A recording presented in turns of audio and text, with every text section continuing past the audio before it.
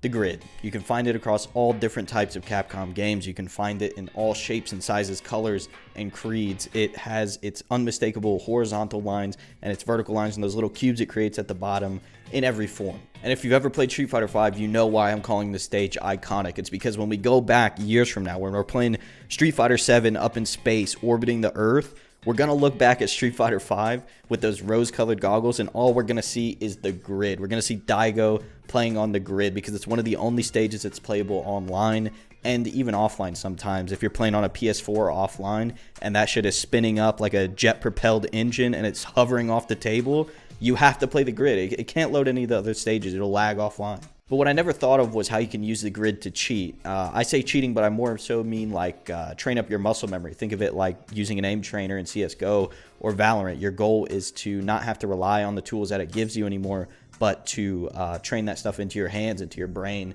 so you know where to aim your crosshair. And this all came to me yesterday while I was watching a YouTuber named One Time Hero, criminally underrated content creator. He makes great guides on characters that are very concise and to the point and can get an idea across very quickly with very little wording so he doesn't lose your attention. I think it's actually insanely good.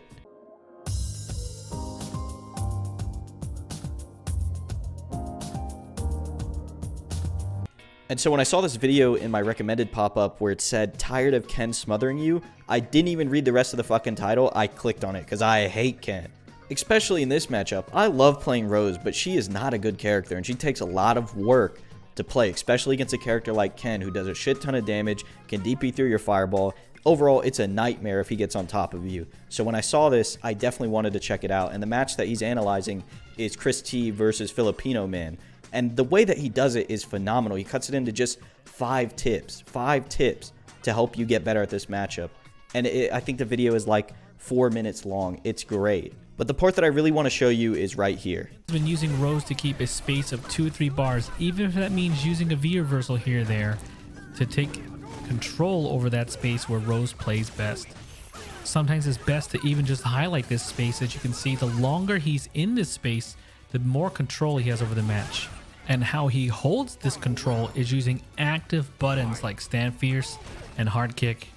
Not just Fireball, and not always canceling the St.Fierce because that can leave you open to reversal attacks. If they neutral jump in the corner, trap them with Soul Punish. And if they try to get out, hit your V skill 2 again. If they jump away, boom, Soul Bind them down. Do you see what I mean though? It's phenomenal how well he can explain such a hard concept for most people to figure out by themselves. And especially spacing, it's such an ambiguous thing. But when you explain it like that, when you can use actual measurable units on the ground, it makes sense. And when you put up that little graphic, it makes it even better, and how it moves with the characters, and how Anton is throwing out certain buttons to keep that space, and how he's even using meter to keep that space, and why these things are happening at such a high level is just phenomenal. But yeah, that's all I have for you. I know it's a short video, but I thought it was really cool how he made that video and how it helped me so much and gave me the idea that you can use the grid to sort of train your muscle memory like it's an aim trainer or something. It really did help me, especially playing a character like Rose where there's not too much documentation. She's not the greatest character. She came out late in the game, so a lot of people aren't really bothering with her, but these kind of things really do help. If you enjoyed this video, please consider subscribing. And I don't even think I have to say it, but if you enjoyed One Time Hero's clip that I showed here, go subscribe to him too. I'm going to put it in the description down below above the little fold, so you don't even have to click the show more button.